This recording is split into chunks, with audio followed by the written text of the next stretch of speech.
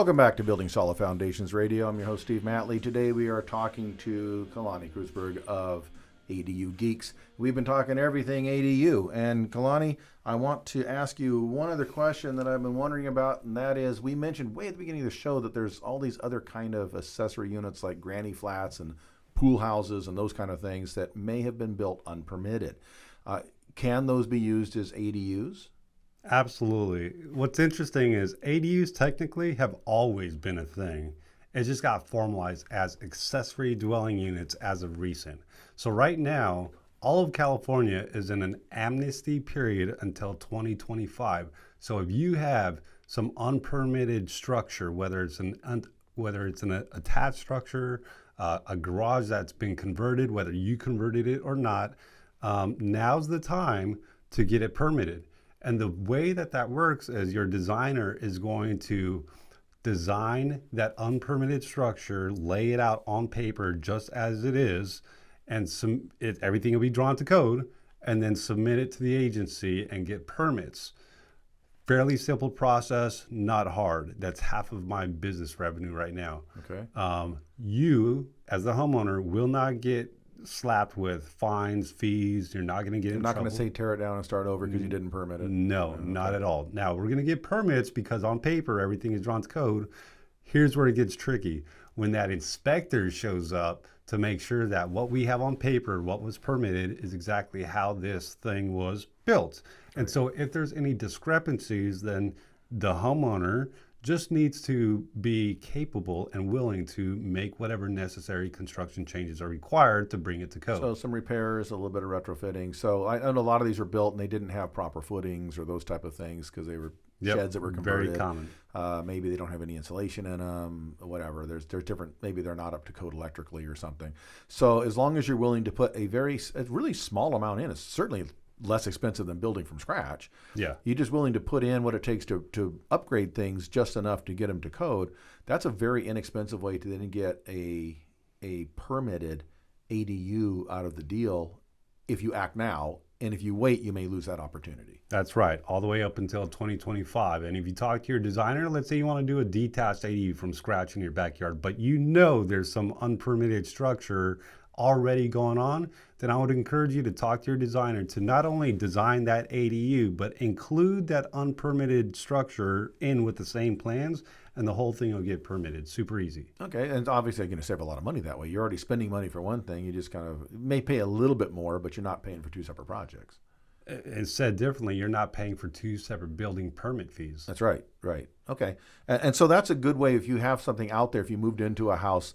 And in San Diego, there's a lot of those because in World War II, the population exploded. And because there was no place to put all the people moving here for all the defense work, because San Diego was not a big town, but all of a sudden, tens of thousands of people started showing up to work in the defense plants and in the shipyards and go to the Navy and all that kind of stuff. And so every garage and every shed and every old horse carriage barn was converted into some kind of a living unit, and a lot of it was done just pretty slipshod and without any permits. So if you live in one of those properties, it's a great time to get that brought up to date where you have a legal dwelling unit, and if you act in the next couple of years here. 100% agree. So I want to we're wrapping up in this thing, and I wanted to throw it out to you to any last thoughts or anything you want to make sure the listeners understand about ADUs.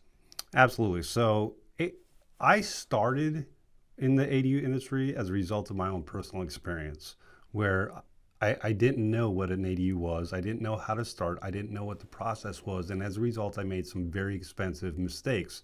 I'm bringing that up because the person I want to talk to right now is the person who owns that home, who likes the idea of an ADU, but doesn't know where to start. So here's the process. You break down the project into 3 phases: designs, permits, then construction. Your designer, whether it's an architect or a draftsman, can handle those first two phases, designs and permits. And then you've got your general contractor that'll do the construction. So when you're talking to somebody out there in the marketplace for your ADU, you got to understand where you're at in the conversation. That GC is giving you hard cost estimates, that's construction. Your architect or your draftsman is giving you soft cost estimates, and make sure that you budget for those permits. Point is this: plan for the entire project from a holistic perspective and don't just get laser focused on that average cost per square foot to do the ADU, because that's not the right way to go about the project. So you'd only have 1/3 of the cost that you need if that's what you focused on. Exactly. And you want a back plan. So if you're doing this to rent out, the smart way to go about this is understand what the rental market will bear in your neighborhood. You want to do 1 bedroom, 1 bathroom? What can you get for rental income in that 1 bedroom, 1 bathroom in your neighborhood?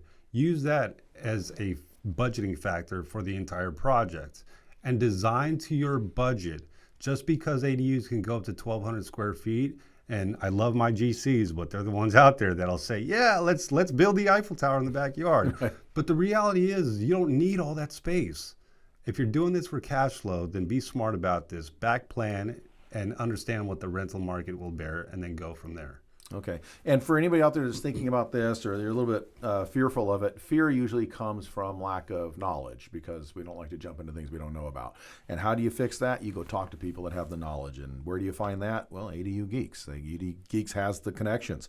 If you want to get hold of that information and you want to connect with Kalani and the team that he works with, you go to adugeeks.com, adugeeks.com, or you can call 855-999-GEEK. 855-999-GEEK, and connect with ADU Geeks, and just be flat up honest with the people you talk to about, look, I don't know if I can afford this. I'm thinking about it. This is where I live. I'm not sure if I want to do this or not. I'm just exploring. That's fine. Be upfront about it. Talk to the people there, and they can help talk you through it. And you may find out that you are much closer to being able to move forward and be successful in this than you thought. And now is a good time. Interest rates are still very low. Yes, material rates are a little higher. Yes, labor rates are a little higher. But your interest rates are very low, and leaving your cash in a bank that's not earning any interest while inflation is eating it up is not a good financial plan. You put the money into the real estate, and the real estate's going to appreciate. It's also going to generate cash flow. It's going to give you extra income every month that is money you can use. And there's very few investments I can think of right now where they're going to have both an immediate cash flow payout and a long-term payoff and appreciation if you ever sell the place. And of course, you build your appreciation, you also have the ability to finance against it. We are about out of time here. Kalani, I want to thank you for being on the show. I really appreciate your insights and sharing. This is Building Solid Foundations on KCAA Radio. Make sure you tune in every week, Thursday, 3 p.m. for our broadcast. I'm Steve Matley, your host, and we'll see you next week right here on Building Solid Foundations Radio.